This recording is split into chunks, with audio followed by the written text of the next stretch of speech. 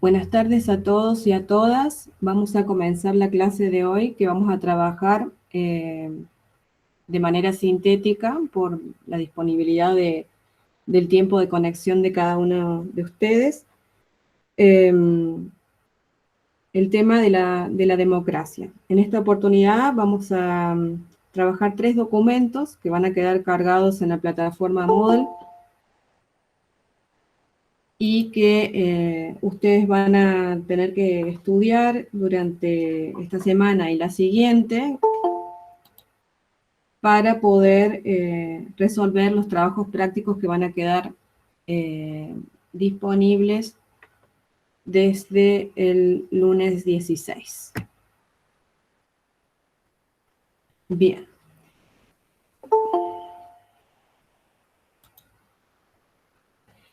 En primer lugar, no sé, les quiero preguntar si me escuchan bien, que me pongan sí en el chat, porque no vaya a ser que esté hablando.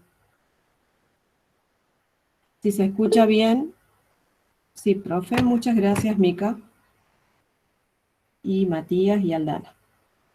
Bueno, para comenzar quería comentarles que en muchos de nuestros textos de ciencia política van a encontrar una afirmación constante, ¿no? Dicho de distintas formas, pero que tiene que ver con un problema de estudio de la ciencia política, que es el tema del poder y el tema de la dominación. Entonces, vamos a partir de un supuesto que casi tiene como características de verdad demostrada por la ciencia, que en toda sociedad existente, organizada, existe un sistema de dominación política.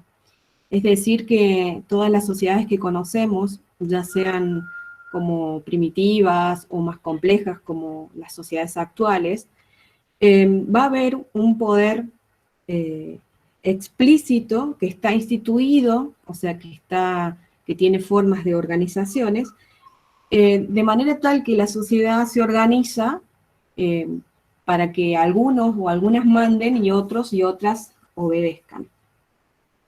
Esto quiere decir que en nuestra sociedad va a haber dispositivos particulares para el acceso y la permanencia a las posiciones más altas de gobierno. Y este acceso y esta permanencia se realiza mediante instituciones que están formalizadas dentro de un marco jurídico, es decir, la ley. Pero fundamentalmente están formalizadas en lo que ustedes conocen, que seguramente han sentido nombrar, que es la Constitución.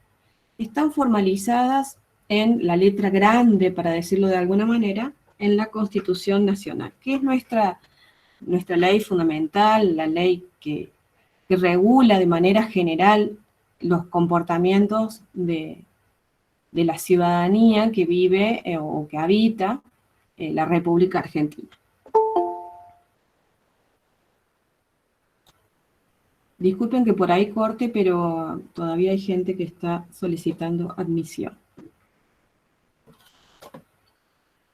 Bien. Autores como Fernando de Badía nos dice que la democracia en sí misma es un régimen político. Es decir, que es una forma de mediación, es la fórmula efectiva que la sociedad busca y formaliza y va concretizando en las prácticas mismas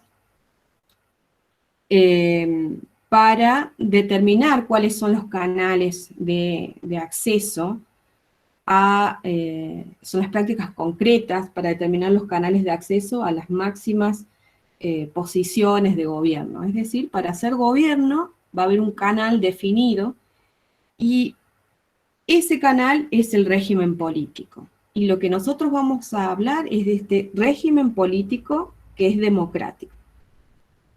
Este autor también plantea que hay que distinguir entre lo que es el sistema político como lo abstracto, la parte como conceptual, de la parte concreta, que sería el régimen político, que son las formas concretas que se asumen en la sociedad para definir estos canales de acceso y permanencia y cuáles son las instituciones con la cual se sostiene el régimen político democrático. También tenemos que tener en cuenta que la idea o el concepto de régimen va a estar dado y está vinculado al concepto de Estado democrático, ¿no? y contemporáneo, el Estado que todos nosotros vivimos, y que este Estado lo vamos a trabajar como categoría histórica y actual, lo vamos a trabajar en la unidad siguiente. También está relacionado con los estudios de los problemas de la democracia y con las categorías de gobierno, que las vamos a ver en la unidad, creo que es 6. Bien. Paso a la siguiente diapositiva.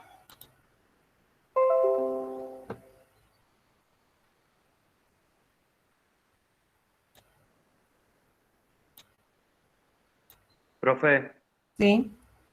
tenía que presentar algo porque no está presentando nada. Porque como usted dice, está viendo un Power. Ah, sí, se supone que está presentándose. No, estamos en buenas tardes, ya comenzamos nomás. Ah, sí, es que ese es el Power. Pasa que no me Ah, está pasando. Ahí está, mira, ahí ahí pasó. está, listo. Está con un delay entre el PowerPoint y el Meet. Pero ahí va a pasar, ahí va a pasar. Tranqui, vamos bien con el tiempo y todo.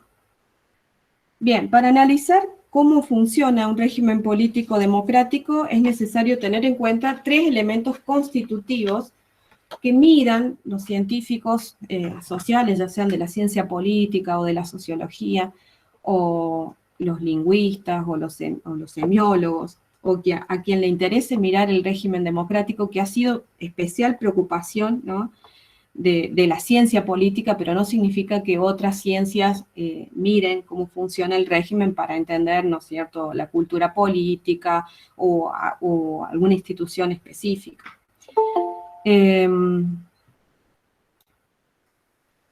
Estas dimensiones o elementos constitutivos del régimen que se tienen que mirar, tienen que ver el primero con que un régimen político solamente se desarrolla en una sociedad concreta e histórica, ¿no?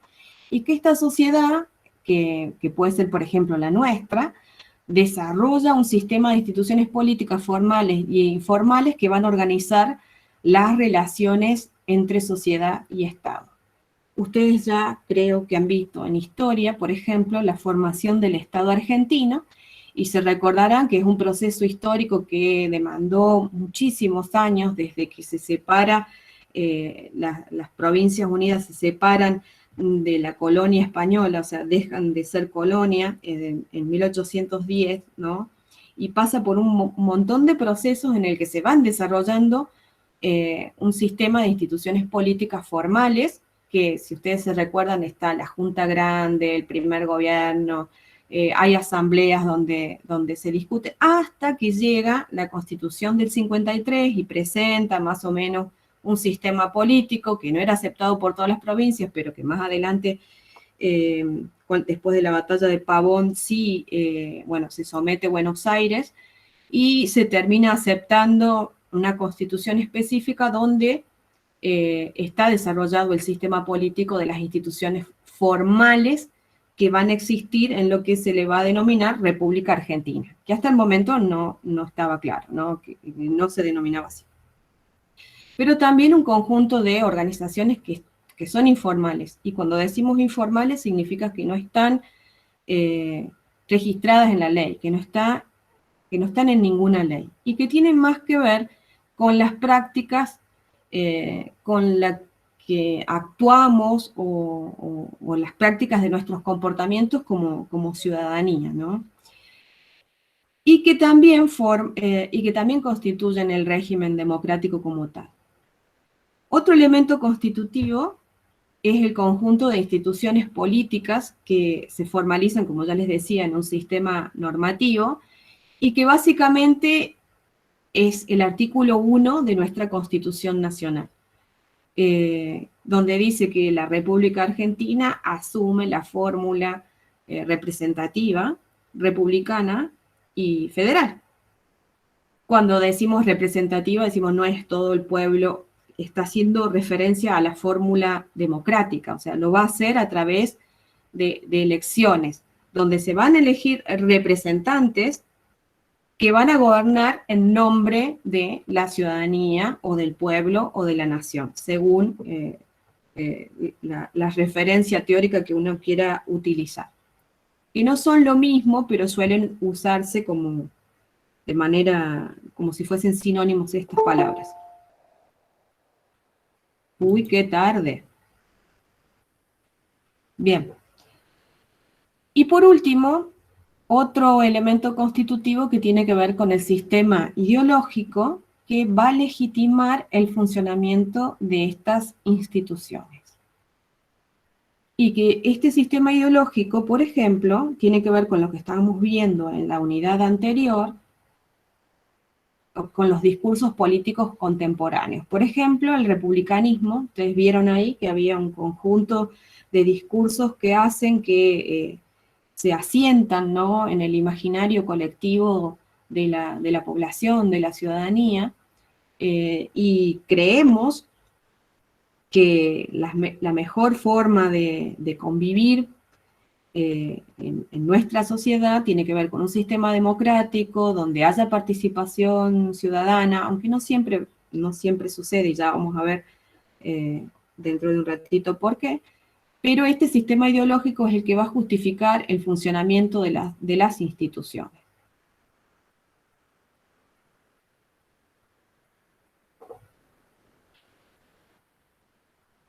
Esto nos lleva a entender que el régimen político es una mediación institucional. Es una palabra que aparece muchísimo. Y como mediación institucional, que significa, ¿no?, que va a mediar las relaciones entre el Estado, ¿no?, entre el Estado y la sociedad, es decir, entre el Estado, quienes ocupan los máximos, y las personas que ocupan las máximas posiciones de gobierno, ¿no?, y la ciudadanía, es decir, la sociedad. Por instituciones, este es un concepto que lo van a encontrar en varios documentos de esta unidad y en la siguiente. Por instituciones vamos a entender, y no me pasa la diapositiva para que ustedes lo vean, ahí está, ya sean formales o informales, ¿no? Es un patrón regularizado de interacción, que es conocido, practicado, aceptado, aunque a veces no está necesariamente aprobado, es decir, no está registrado en una norma explícita por los actores sociales, pero que tenemos como la expectativa de seguir actuando, de seguir interactuando bajo esas reglas que son sancionadas, por ejemplo, por las normas, o que son sostenidas por las prácticas sociales, es decir, por un patrón de comportamiento. ¿Por qué decimos que hay instituciones formales y formales? Bueno, las instituciones formales son aquellas que están receptadas en las normas jurídicas.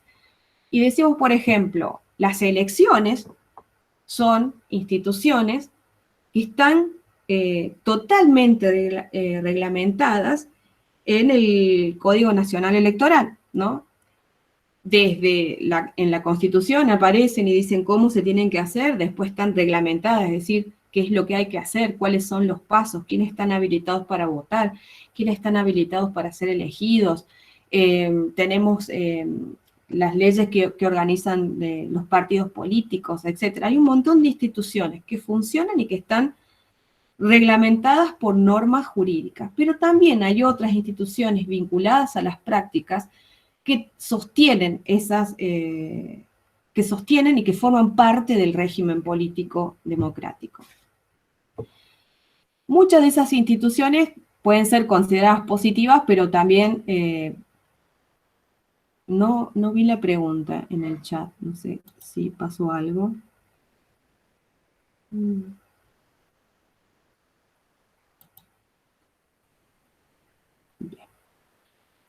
Les decía que estas instituciones que son informales no están escritas en una norma, pero que sí son sostenidas por la ciudadanía, por las prácticas comunes que están más vinculadas a cuestiones culturales. Como por ejemplo, puede ser el clientelismo político, el prebendalismo, el amiguismo político, ¿no? O sea, cuando elegimos, por ejemplo, intendente, viceintendente y los concejales, ¿no? Todos sabemos quiénes van a ser esos candidatos porque las reglas formales dicen se tienen que presentar así, así, se presentan para cargos públicos y uno, dentro del arco de elecciones posibles, elige uno el que le gusta. Gana, asume su cargo, hace el juramento y después aparece porque tiene esa potestad, ¿no? De elegir sus funcionarios de ministerio. Entonces, bueno, tenés ministerio, por ejemplo, un ministerio, secretaría, depende del nivel de gobierno, de economía, de hacienda, de desarrollo social, de género, etcétera, ¿no? Y hay como distintas opciones. Uno puede elegir la persona más capacitada para hacer un especialista, un técnico, lo que sea, o un amigo, que mi amigo que me va a ayudar o amiga que me va a ayudar a administrar los fondos municipales. Y a lo mejor puede ser buena persona, buena amiga, pero no es contadora o no sabe sobre análisis contables o etcétera, ¿no? Y esas también son prácticas, ese es el amiguismo político, como una práctica que se sostiene muchas veces dentro de los regímenes democráticos.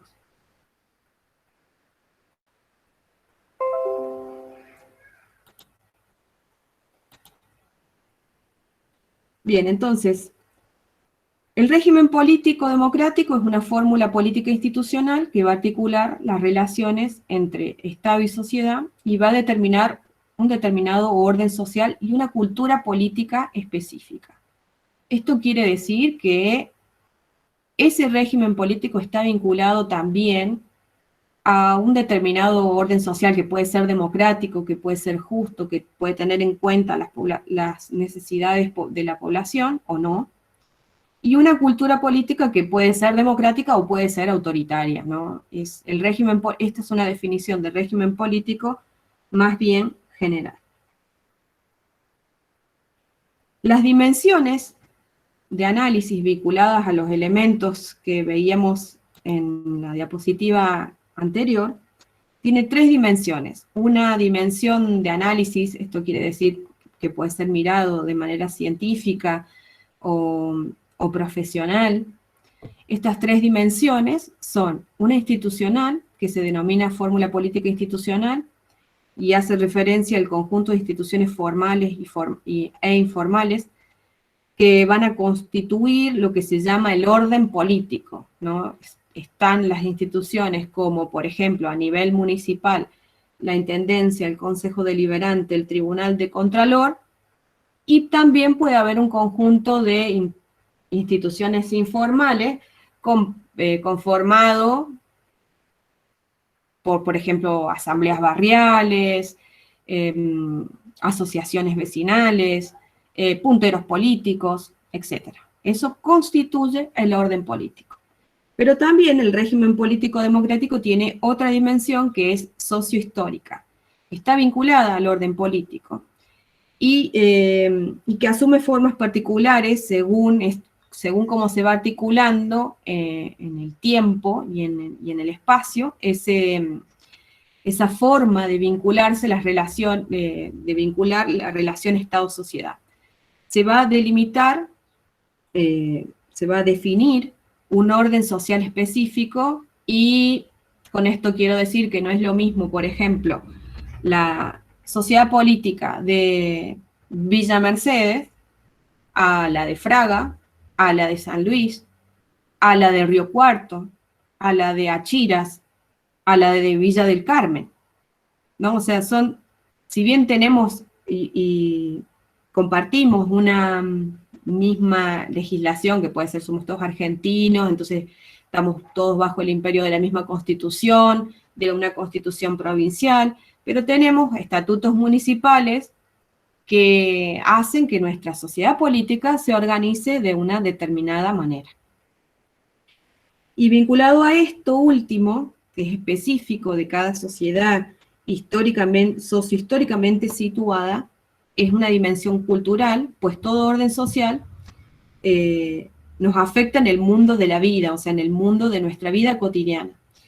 Y en esto se instala un sistema de creencias que hace que tomemos como verdad o como justo o como así se hacen las cosas, como la forma legítima de ese accionar.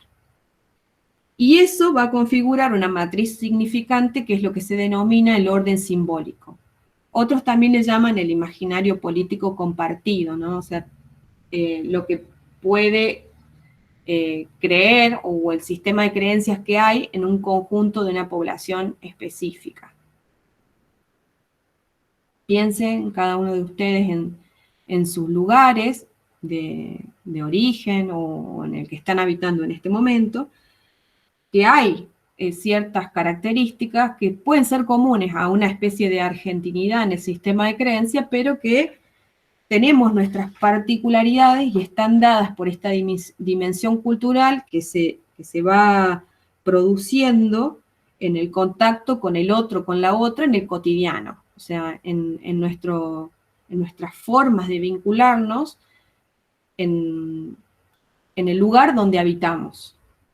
Ciudad, pueblo, o zona urbana o zona rural.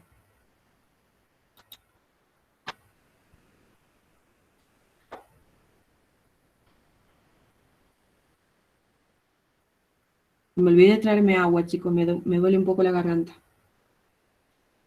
Chicos y chicas. Bueno, el régimen político democrático, muchos autores piensan que la democracia no es solamente un orden político, es también una cultura, una forma de vivir la cultura. Es una cultura democrática o una cultura autoritaria, ¿no? Y tal vez piensa, por ejemplo, Salvador Giner, que es un autor español, que hasta puede ser una civilización democrática. Y con esto pone toda una discusión, se abre toda una discusión en torno si para que exista democracia, para que exista un régimen político, es suficiente el procedimiento, que exista o garantizar un procedimiento justo, o también están implicados los valores o una dimensión sustantiva que tiene más que ver con la filosofía política, con respecto a lo que conlleva la democracia en sí. La dimensión de los procedimientos tiene que ver, como ya les decía hace un ratito, y lo repito, con lo que está establecido en la Constitución, en el régimen nacional electoral, en los estatutos, de cómo se debe proceder. Entonces, algunos autores piensan que es suficiente que para que haya democracia se tiene que garantizar el procedimiento. Cada 4 años hay elecciones, se garantizan determinados derechos, y con eso es suficiente para que exista un régimen político democrático. Y a veces otros autores plantean que no, que sí, obviamente es necesario que haya un procedimiento que sea conocido, que sea aceptado, que esté reglamentado y que se cumpla, pero eso no es suficiente para garantizar un orden social y una ciudadanía autónoma. Es necesario hacer pie o eje o pensar en los debates que propone la filosofía política y que están vinculados a valores, por ejemplo, de lo que nosotros habíamos visto, del discurso republicano. En nuestro caso particularmente, porque es en nuestro caso, digo, en el caso argentino, porque lo republicano está asentado en la Constitución y por lo tanto tiene muchísima influencia en los valores que se van a asumir. Estos valores tienen que ver con el civismo, con la participación política, con la fraternidad. Porque, por ejemplo, para Salvador Giner nos dice que no es posible que haya una democracia si no hay una cultura democrática. Y cuando hablamos de cultura democrática, solo puede existir en una sociedad autónoma, ¿no? En una sociedad que sea de personas libres e iguales, que se planteen determinados valores a perseguir, ¿no? Como el bien común, ¿no? Como el objetivo de esa sociedad sería lograr el bien común.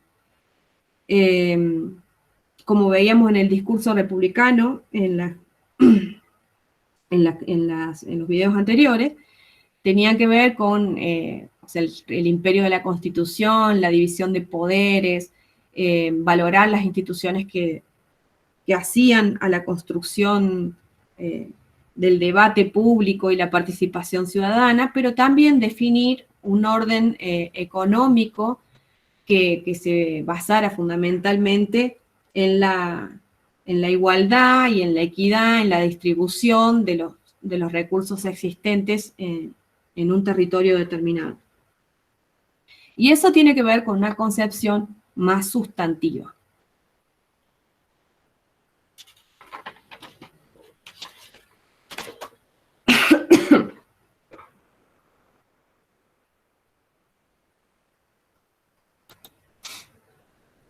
Entonces, para cerrar esta parte, el régimen político democrático es una fórmula política institucional que se crea, ¿no?, para establecer un orden social justo. Y establecer un orden social justo está más vinculado a esta dimensión sustantiva de la democracia, al conjunto de valores que se plantea una sociedad autónoma, ¿no?, para construir una ciudadanía participativa que persiga el bien común, la participación, un bien común no para los intereses de algún sector, sino un bien común que llegue a la mayoría. Y ahí entra esa dimensión económica que yo les decía de la distribución de los recursos existentes. Y cuando decimos distribución de los recursos existentes, no solamente son los recursos económicos, materiales, sino también nos referimos a los recursos como los educativos, los culturales, los ideológicos, ¿no?, los políticos. Son recursos que son distribuidos en la sociedad de manera asimétrica. No todos tenemos el acceso, no todos ni todas tenemos el acceso a determinados recursos disponibles, sino que están disponibles para algunos sectores o clases sociales. Todo régimen político democrático, insistimos, tiene tres dimensiones: una dimensión sociohistórica, que tiene que ver con este orden social justo y poder construir una ciudadanía autónoma que discute esas características estructurales de distribución desigual de los recursos. Y no solamente los discute, sino que también pretende hacer efectivos esos derechos, ¿no?, hacerlos exigibles, tener acceso, por ejemplo, a la justicia, ¿no? Eso tiene que ver con un orden social justo. Cuando un sector de la población no puede ni pensar que puede acceder a la justicia, por ejemplo, ante un determinado conflicto, ya sea porque no tiene los recursos económicos para pagar un operador de la justicia, o porque no puede pagar una tasa judicial, etcétera, eso está dificultando el acceso. Incluso, por ejemplo, estar en la zona rural podría estar dificultando el acceso si no existiera alguna forma de garantizar que una persona que tiene un conflicto legal acceda a la justicia, a la educación o a la salud. Y eso tiene que ver con esta dimensión sociohistórica de construir un orden social justo que discuta y que también genere las instituciones políticas a través de políticas públicas que se ejecuten y que aporten a la construcción de un orden social más justo, pero eso solamente puede estar o se puede producir si hay o si existe una ciudadanía autónoma.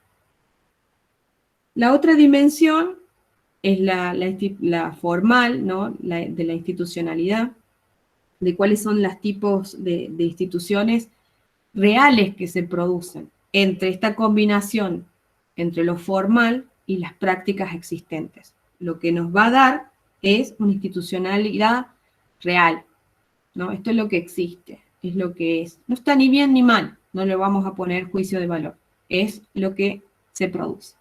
Y una dimensión cultural está vinculada a las construcciones de sentido que están vigentes en el imaginario colectivo o el imaginario social de una población. Y ahí encontramos las creencias, los sentidos, las significaciones que se pueden analizar, ¿no? De estas construcciones que son instaladas por la forma de vivir esta institucionalidad real. Y ahí es posible verificar si tenemos ciudadanos autónomos, si hay una ciudadanía autónoma o es una ciudadanía dependiente por la fórmula de institucionalidad real que se ha construido históricamente. Bien. Este texto, se les va a subir este texto en Moodle, que tiene dos partes. Una parte que va para esta unidad y la otra que la vamos a ampliar en la unidad de régimen político, que si no me equivoco es la 6 o 7, pero es una de las últimas. Vinculado a esta discusión del régimen, encontramos o podemos pensar en esta institucionalidad real, ¿no? Esta fórmula real, o qué pasa con nuestras instituciones, y ver lo que sucede con una forma específica de la democracia, o un animal, como le dicen, hay un nuevo animal institucional, que es una democracia existente, que la mira un autor que lo vamos a ver muchísimo, que se llama Guillermo O'Donnell, lo van a ver muchísimo cuando lean los textos, porque vuelve a aparecer en las unidades siguientes, que es una forma de la democracia delegativa. Esta forma que él está mirando es muy como típica o surge en América Latina. Y él la ve como una, no sé si usar la palabra deformación, pero en este momento no se me ocurre otra, o una prima, ¿no? Una prima de las democracias representativas. Y estas democracias representativas son las democracias occidentales, las europeas, que son democracias más antiguas, más viejitas, y están consolidadas. Pero en América Latina las democracias son más recientes. Está bien que este autor, este texto, ¿no? es del siglo pasado, aunque no han pasado tantos años, pero sí, ya 20, 21 años me parece. Y está mirando las democracias latinoamericanas que no tenían en algunos casos, más de 100 años, ¿no? Entonces empieza a mirar esta nueva forma que está surgiendo en América Latina, que tiene características en común a las representativas, porque las democracias delegativas son democracias representativas, no hay que confundirlas, no son otro tipo de democracia, sino que es una forma que asumen que está vinculada a esta institucionalidad real que se va creando y la cultura política, ¿no? O sea, estas tres dimensiones que estábamos hablando recién van a generar un tipo específico de democracia que se visualiza en América Latina, que son las democracias delegativas. Él cree que hay distintos factores históricos para diferenciarlas y que tienen que ver con la historia de cada una de estas democracias en la región y de cada país en particular. Y otra cuestión fundamental son los problemas socioeconómicos que padece la región, ¿no? Y que son anteriores, ¿no? A haberse constituido como democracia, o sea, ser una región dependiente en el capitalismo internacional, ¿no? Y que los regímenes autoritarios van dejando cada vez mayores problemas económicos que tienen que resolver. Y que esos problemas económicos son cada vez más severos, cada vez más graves, ¿no? Porque parece ser que como que se fuesen acumulando. Estas democracias tienen obviamente como referente empírico, ¿no? O sea, como el que quieren alcanzar las democracias representativas de los países desarrollados. O sea, son como la utopía que miran para ser democracias. Estas nuevas democracias cumplen con unos atributos que ya vamos a ver enseguidita nomás, cuáles son los atributos de la poliarquía. Poliarquía es un concepto mínimo de democracia, es el concepto mínimo, decimos que es mínimo porque si no se cumple eso, no hay democracia. Estamos hablando de cualquier otra cosa, pero no de democracia. Y eso Robert Dahl le llama poliarquía. Estas nuevas democracias cumplen con estos atributos que ya se los voy a comentar. Cada una de estas democracias tiene características que le son específicas, ¿no? De las democracias delegativas, y estas, si bien pueden ser recientes, etcétera, parece ser que van a ser no me sale la palabra, permanentes o duraderas, aunque estén mirando como fórmula aspiracional las democracias representativas del continente europeo especialmente. Otra cuestión interesante es que las democracias delegativas siempre están atravesadas o suelen estar atravesadas por profundas crisis sociales y económicas que son heredados de los regímenes autoritarios. Cuando decimos los regímenes autoritarios, no sé si estuvieron viendo el video de discursos políticos contemporáneos, que hablábamos de la doctrina de la seguridad nacional, América Latina ha atravesado a lo largo del siglo pasado, y eso lo podía decir hasta el año pasado, porque el año pasado en Bolivia, por ejemplo, hubo la irrupción de un régimen que no fue elegido y un gobierno de facto. Decimos de facto cuando es de hecho, cuando no ha sido elegido por el derecho, sino porque de hecho se ha autoproclamado gobierno, sin haber pasado por los mecanismos de elecciones. Estos gobiernos autoritarios pueden ser impuestos por la fuerza, o sea, son impuestos por la fuerza, y suelen dejar herencias de profunda crisis social y económica, como fueron las dictaduras de los años 70. Bueno, eso cree Guillermo O'Donnell, que es el autor que estamos viendo ahora, que son algunas de las características de las cuales se diferencia la democracia delegativa. Aquí están los atributos que señala Robert Dahl, que estas democracias sí cumplen.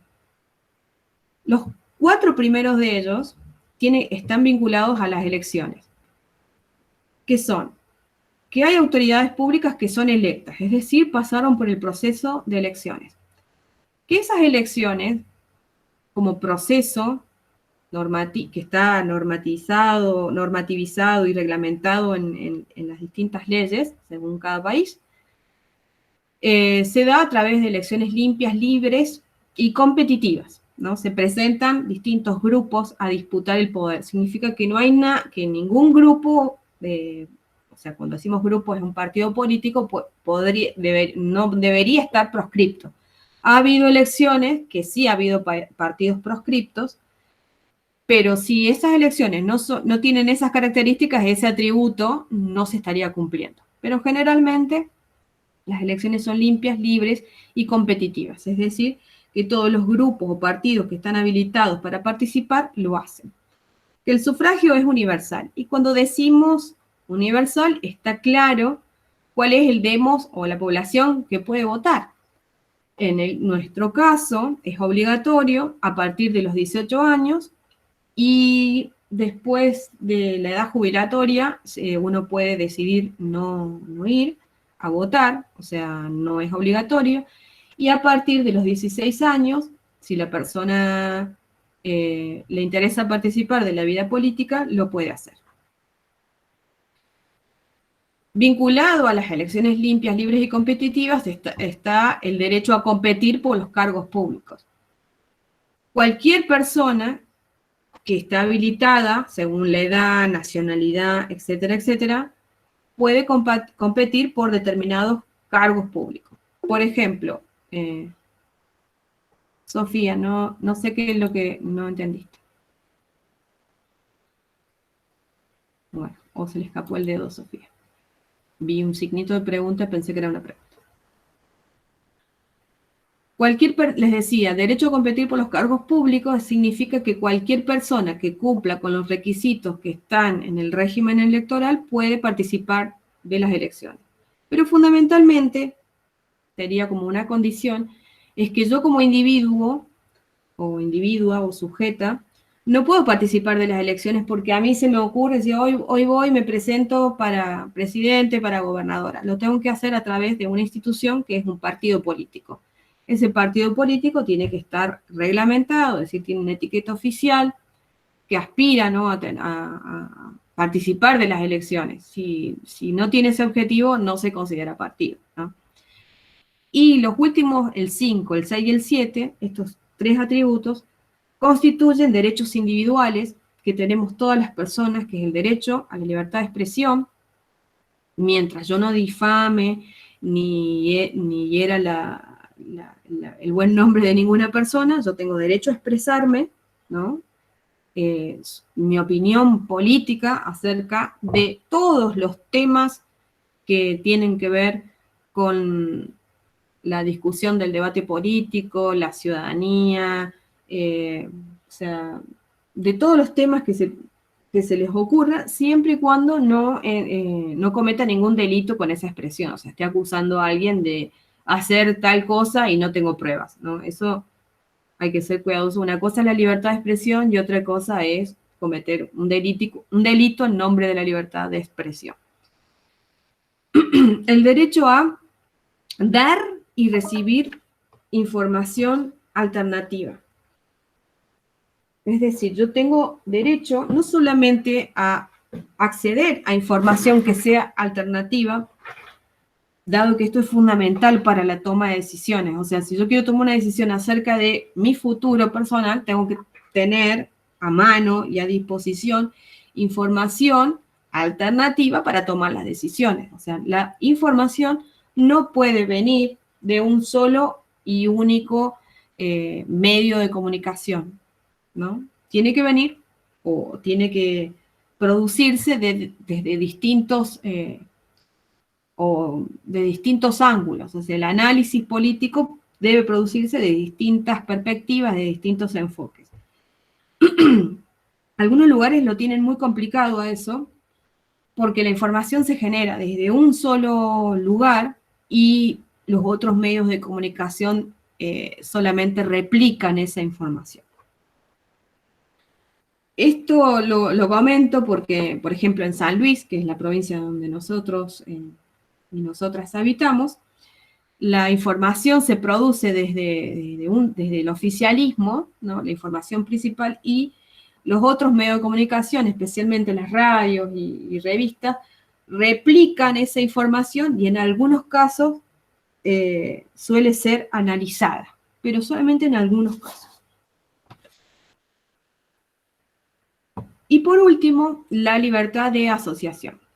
Esta es una libertad muy importante porque está vinculada a la capacidad que tenemos las personas de juntarnos con otros para pensar política.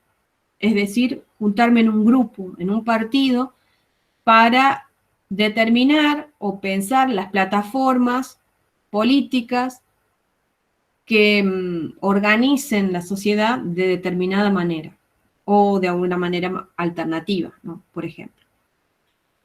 Es una libertad fundamental que en algunos momentos históricos, especialmente en las dictaduras, esto estaba completamente prohibido. Por lo tanto, es algo que tiene que ser muy valorado, porque es lo que nos permite establecer los debates fraternos, ¿no? Entre la ciudadanía para pensar cómo lograr, ¿no?, el bien común, cómo generar políticas universales que contengan a todos, a todos y a todas, ¿no? Como una forma de garantizar también la expectativa de seguir operando bajo un régimen democrático, que si bien a algunos de ustedes por ahí les puede parecer, y me incluyo, ¿no?,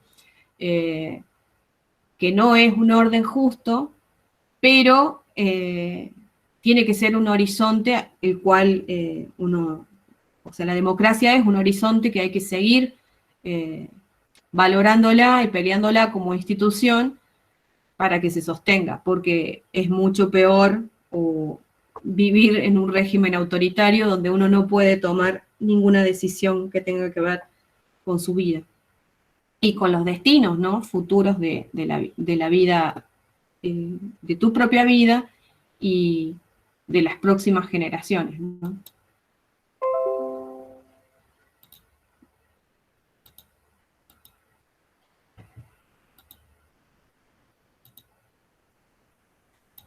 Quiero pasar a la próxima diapo.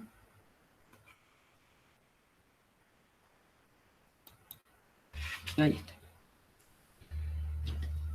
Guillermo O'Donnell, en este texto, le agrega a estas características o atributos de Robert Dahl, que dice que tiene la poliarquía. Recuerden que la poliarquía es una definición mínima de democracia. Es como que si no existe eso, no estamos hablando de democracia. Le agrega 4 características que están más vinculadas a la historia política y social de América Latina.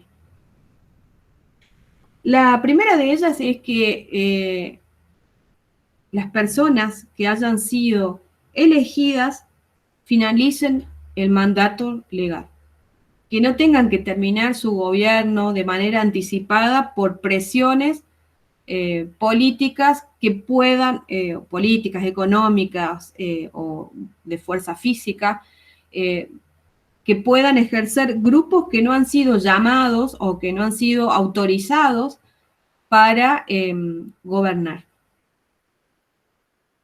Otro atributo que O'Donnell considera necesario para América Latina es que las autoridades políticas electas no deben estar sujetas a ningún tipo de restricción ni exclusión para definir política, especialmente por actores que no han sido electos, como pueden ser las Fuerzas Armadas. No son un partido político y, por lo tanto, no pueden vetar o restringir ni excluir a las autoridades electas para tomar decisiones políticas dentro del marco normativo, ¿no? Y si así incluso si hicieran o implementaran decretos de necesidad y urgencia, está normativizado en la Constitución que el Poder Ejecutivo lo haga.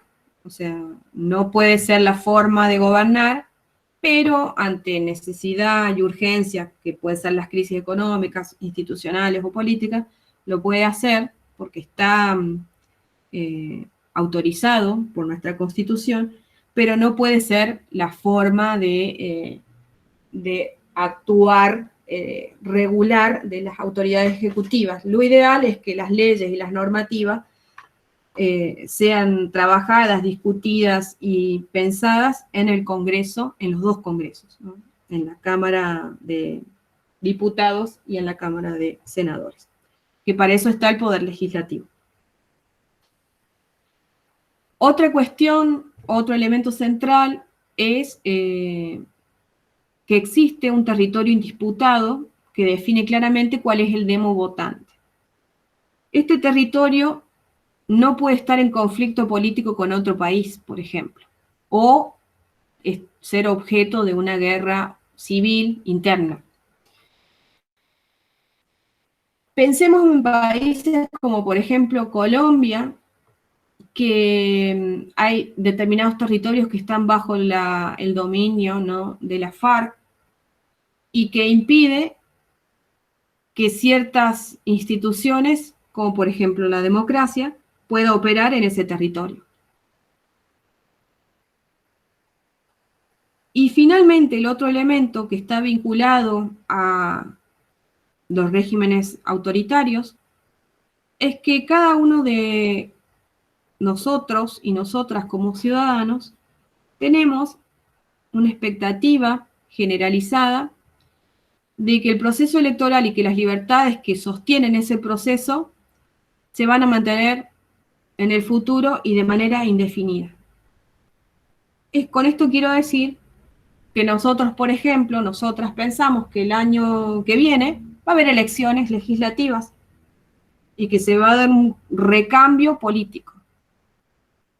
Y que durante esas elecciones nuestras libertades contextuales van a estar garantizadas. Y cuando decimos libertades nos referimos a que me voy a poder expresar libremente, a que voy a poder acceder a información alternativa y que me voy a poder juntar con cualquier otro ciudadano o ciudadana a pensar política, ¿tá?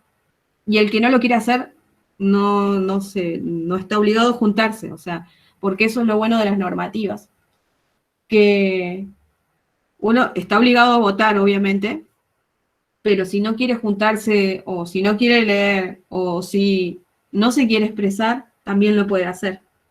No está obligado a nadie.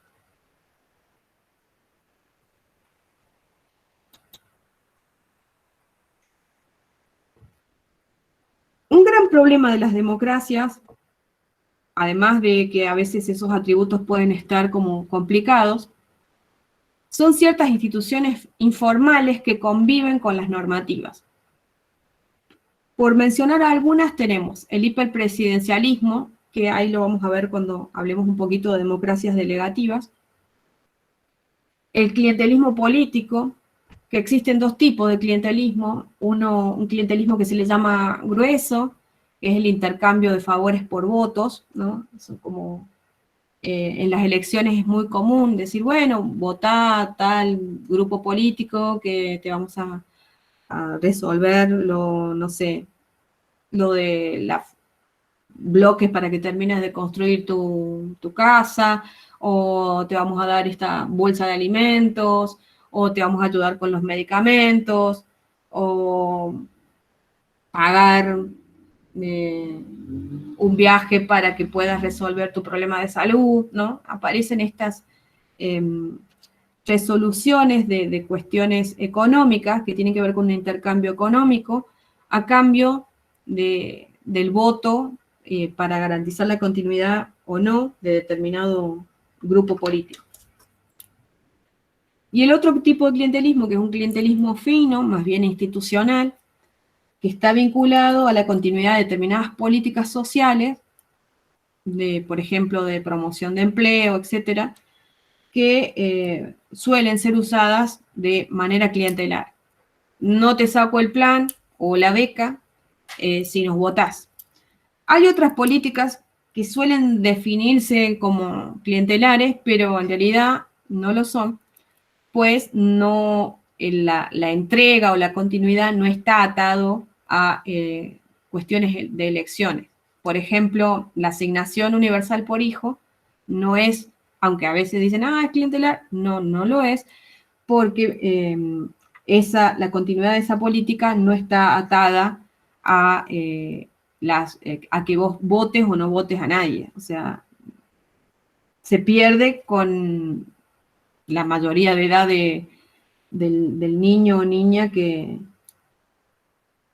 recibe esa política social. Bueno, el amiguismo, que era un ejemplo que recién les comentaba, que es colocar a mi amigo o amiga en un cargo político de mi confianza, ¿no? Para que resuelva las cuestiones vinculadas a mi gobierno. Por ejemplo, digo yo no gobierno nada, pero es como si asumiera ese lugar. Vinculadas al nepotismo, el personalismo y el caudillismo, porque yo lo digo, porque yo soy el líder, ¿no? Porque tratando de convencer a los demás de un liderazgo, el prebendalismo, el decisionismo, que es la monopolización de los recursos, o sea, es administrar los recursos, por ejemplo, estatales de manera discrecional, significa que lo de todos, ¿no? Los recursos de todos que pertenecen al Estado, los administro según mi entender para mis amigos, para mi familia, para los conocidos, y eso es la prebenda política, ¿no? Es colocar, no sé, por ejemplo, organizo las elecciones y mis hijos son los candidatos a concejal, mi suegro va a ser en el tribunal de contralor, bueno, y así es esta prebenda de los cargos públicos, ¿no? Para sostener una determinada administración. Esas institucionalidades informales son comunes o se producen mucho en Latinoamérica. No significa que en Europa esto no exista. Vamos a también desmistificar un poco. Solo que cuando sale es altamente cuestionado, ¿no? O sea, hay países, especialmente los nórdicos, que en los nórdicos esto es impensable, pero cuando surge alguna cuestión así compleja, o se ve en los medios de comunicación, inmediatamente empiezan a renunciar primer ministros, segundos, etc.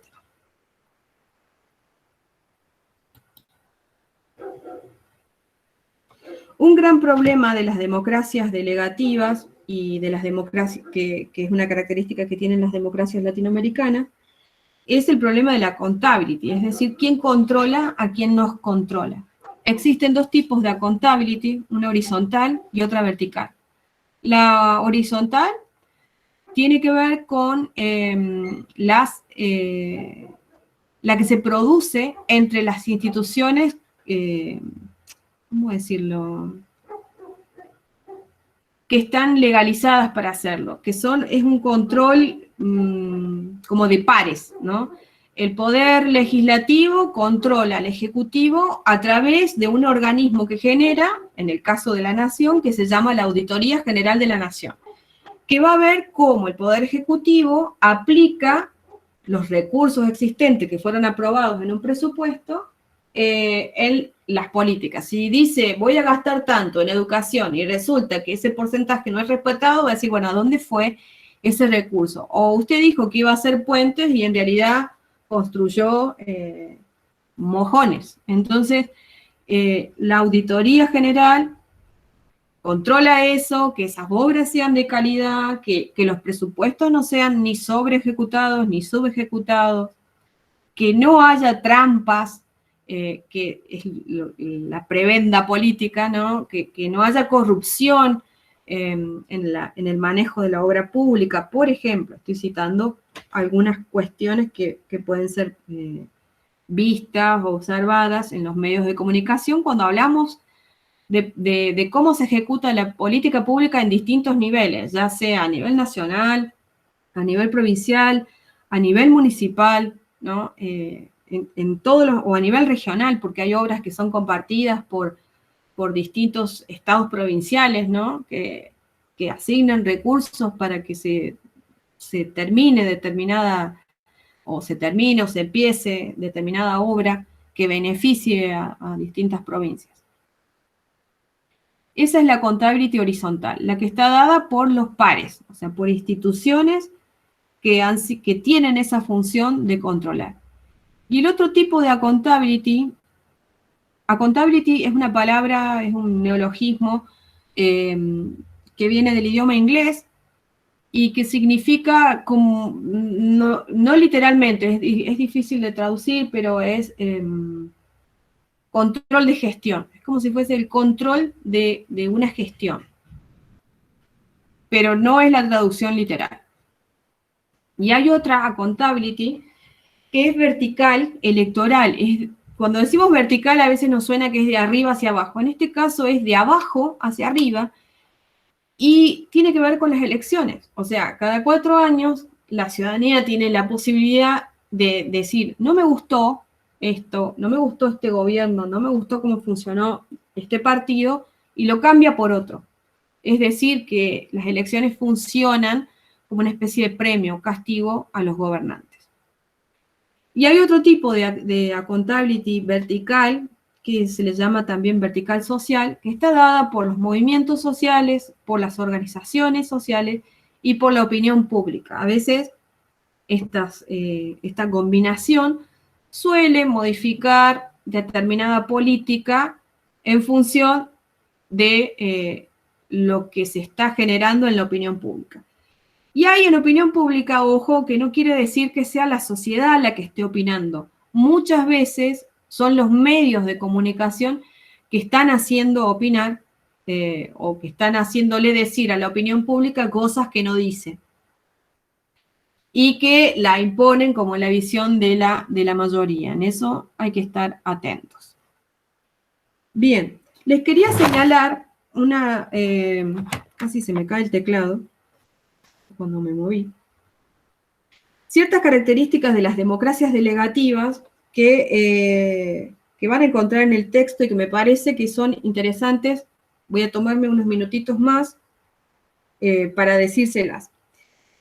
Las características de esta democracia delegativa que mira a las democracias representativas, que son las que están altamente institucionalizadas, que han madurado, que se han consolidado, que las decisiones a las que llegan son en base a consensos pluralistas y que son las democracias que miramos en Europa cuando vemos el Parlamento francés tomando una decisión o el Parlamento inglés definiendo una política, vemos esas democracias y las comparamos con las nuestras y vemos que hay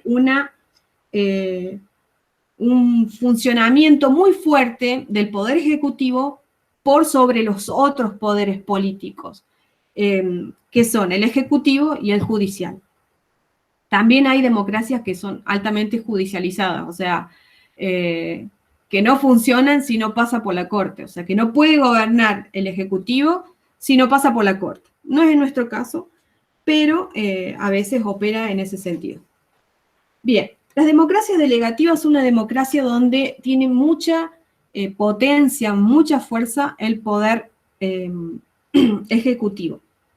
Esto quiere decir que una vez que se ganan las elecciones, que son un acontecimiento político muy importante, no sé si se recuerdan el año pasado que las elecciones fueron como muy peleadas, los grupos aparecían en los medios de comunicación, en las redes sociales, no, abrías el YouTube y querías escuchar un tema y te aparecía la propaganda política, o sea, es realmente un evento como si fuese una fiesta popular. Luego de eso se calma todo, la ciudadanía vuelve a una postura o a un comportamiento más pasivo, y esto da lugar a que el Poder Ejecutivo, o sea, quien asuma ese Poder Ejecutivo, quien gana,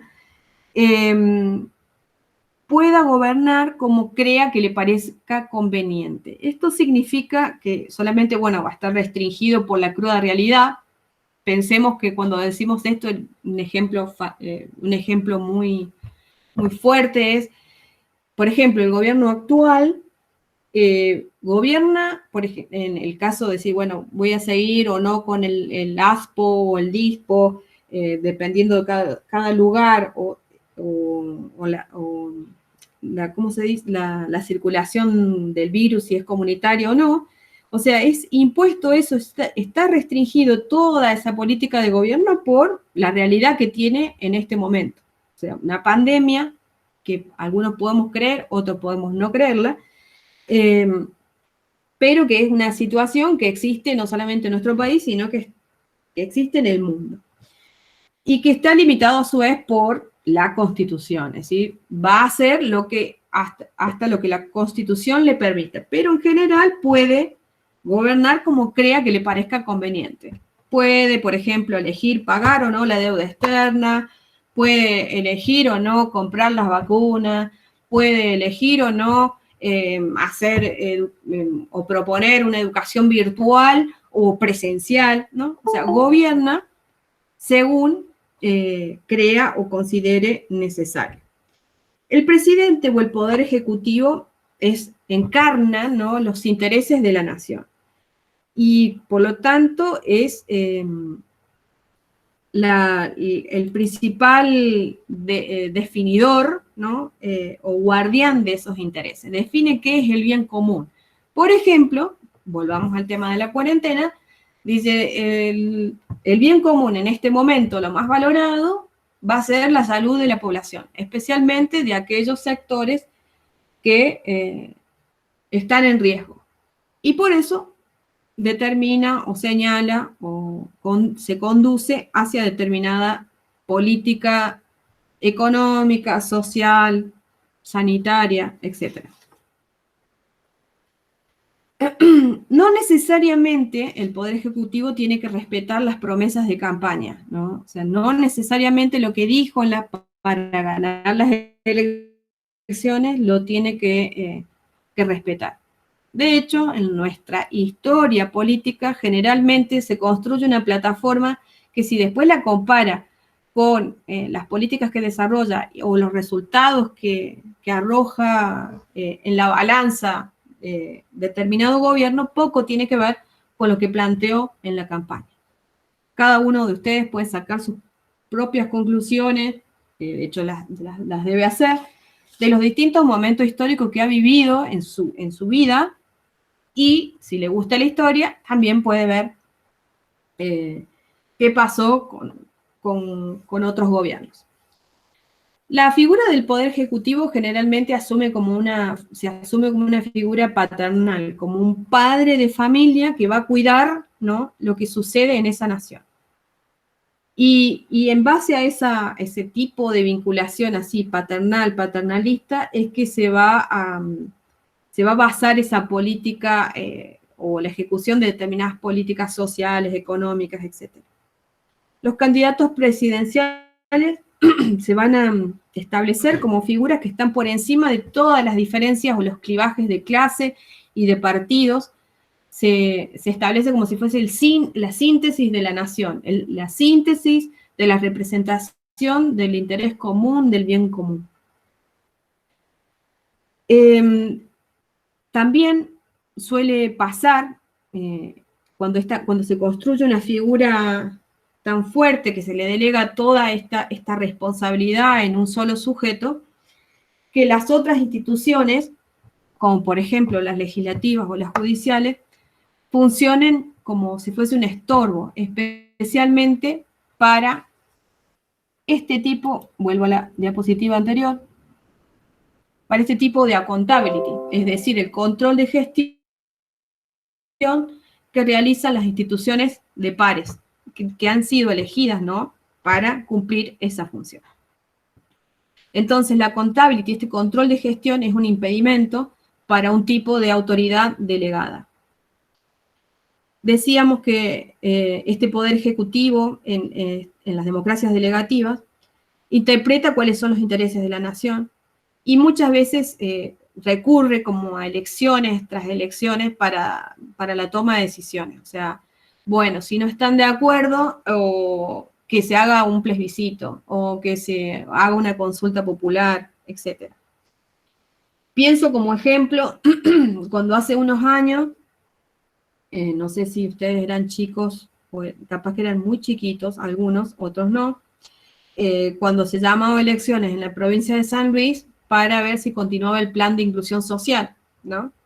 Y hace unos años atrás, que eran unas elecciones no vinculantes, las primeras, las del plan, sí eran vinculantes, pero hace unos años atrás, cuando se elegía Pedrera sí, Pedrera no, o una cosa así, no me acuerdo bien si esa era la consigna, pero bueno, era llamar a una consulta más popular, popular en el sentido a la ciudadanía, para que definiera determinada política edilicia o estructural.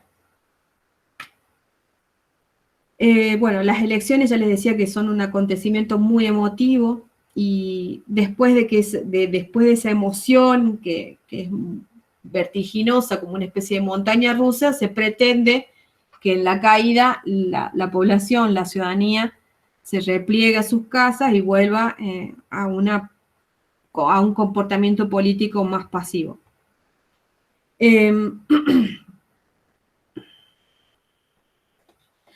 También es un gobierno que tiende o sea, en cuestiones complejas como las cuestiones económicas, se apoya mucho en los técnicos, y si no hay acuerdo en la población o en las otras instituciones, esa crítica no es, esa resistencia es negada, como si no existiera, y se hace un cerco de protección a determinados ministros, especialmente a los ministros de Economía suelen estar dentro de este cerco, y toda esta delegación tiene como un efecto, ¿no? En la figura de un presidente o de un gobernador o de un intendente, depende de sea el caso, que si esta política que implementa, especialmente la económica, es positiva o alcanza los objetivos deseados, ese puede ser premiado con unas nuevas elecciones y puesto o sea, glorificado, ¿no? Como una especie de mesías que ha resuelto una crisis económica, pero si una determinada política económica es como si se hubiese caído un dios del Olimpo y va a ser defenestrado, y evidentemente la sanción de la otro tipo de la accountability vertical es que no va a ser consagrado nuevamente con el voto popular.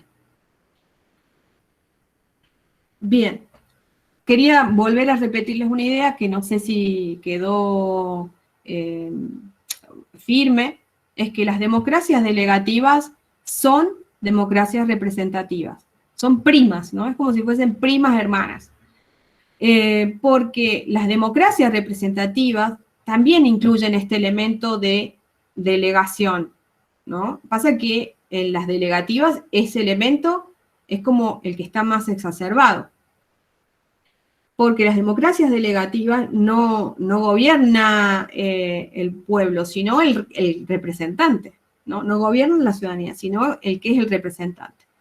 Pero en las democracias representativas tiene muchísima fuerza las otras instituciones que han sido llamadas a gobernar en esta división de poderes que tiene lo republicano, ¿no? Que tienen las repúblicas. Bien, creo que no me queda nada. Si quieren hacer alguna pregunta, pueden hacerlo. No vi más el chat. No. El signo de pregunta de Sofi es por algo en particular. Si está, me gustaría que dijera algo. Y si no, bueno, Sofi, sí está, pero no sé si.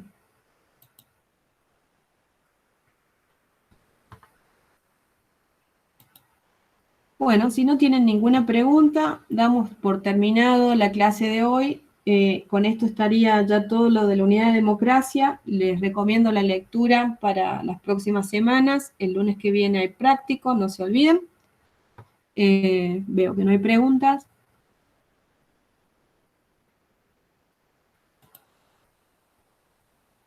Bueno, agradecerles entonces la escucha activa y nos vemos en la próxima. Hasta luego.